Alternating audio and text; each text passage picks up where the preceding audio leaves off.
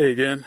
So this is part 2 of the video that I just showed you, where we did a little trail walk and I showed all the herbaceous woodland understory plants that are growing now in this once degraded woodlot, thanks to nothing but dedication and fistfuls of scattered seed. So you see the ramps, you see the bluebells, and much more where once was multiflora rose. So the woodland understory is great, but as I mentioned, this is young early successional woods.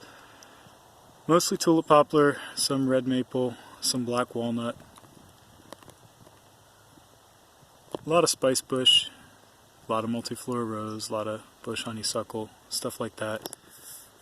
So the woodland understory with the herbaceous plants, the spring ephemeral wildflowers and such, reintroducing these was kind of like the 10 to 15 year plan, but what about the 100 to 150 year plan?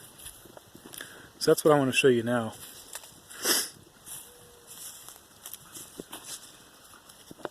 You can see those trees growing tall and straight. They're all competing with each other.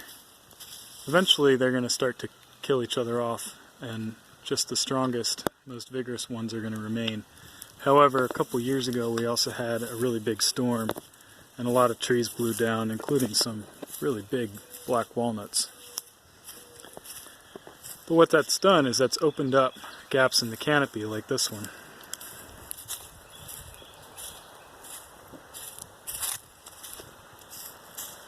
So you can see the canopy is quite open over there. And what I've been doing is I've been getting tree species that are really long-lived, really cooperative, really offer a lot to other beings as food. So I'm talking about nut trees and fruit trees.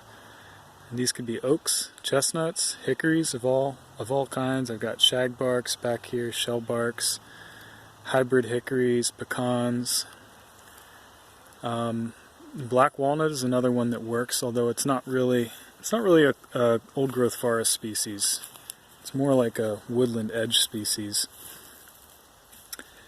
Let's see, what else is there? Well, there's chestnuts, persimmons, and in the understory, pawpaws. So one of the things Dale has done is, where all these orange flags are, is he's put pawpaw seedlings in.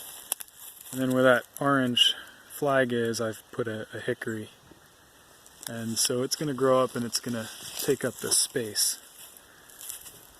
There's also a big gap in the canopy over there. That's where that walnut blew down. So I grow the seedling trees elsewhere, and then I transplant them out here into the woods while they're still young and manageable. And they'll bide their time. You know, it might be 30, 40 years before they reach the canopy, but that's okay because we're playing the long game. Patience is a virtue. And I just think about how amazing this place is going to be in 150 years. So you can see all the ramps, the bluebells. There's a lot of dwarf ginseng back here that's been planted. And you know, all the other stuff is starting to show up too, like the camas, the harbinger of spring, waterleaf. And this understory is really going to fill out way before the canopy does. But eventually, there will be a canopy of fruit and nut-bearing trees, maybe 120 feet tall.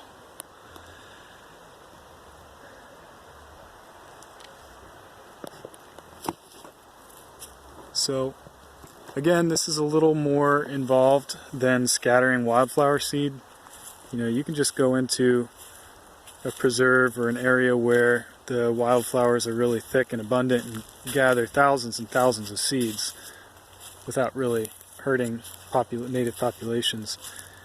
But you can't really just take an oak acorn or a chestnut or a hickory nut and plop it in the ground and expect a tree to grow. I mean, it can be that simple, but often you have squirrels and all kinds of other critters like mice and voles who will really happily dig up all those nuts and eat them. Or maybe even more frustratingly, they'll just plant them elsewhere, which isn't all bad. Nothing like a little bit of controlled chaos. So this final 100 to 150 year plan of the forest succession is definitely a little more involved, because you do have to grow your trees elsewhere and then transplant them out. I think that's the most effective way to do this kind of work. Thanks.